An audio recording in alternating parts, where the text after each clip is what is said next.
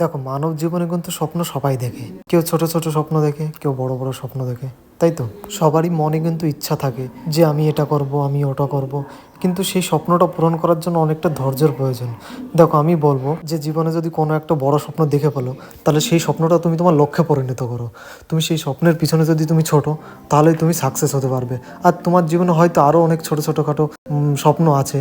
আমি বলবো কিছুক্ষণের জন্য বা কিছু বছরের জন্য সেই স্বপ্নটা একটু দূরে সরিয়ে রাখো। তুমি যদি সেই বড় স্বপ্নটা পূরণ করতে পারো, তাহলে একসময় দেখবে সেই তোমার ছোট ছোট স্বপ্নগুলো অটোমেটিক্যালি তোমার পূরণ হয়ে যাবে।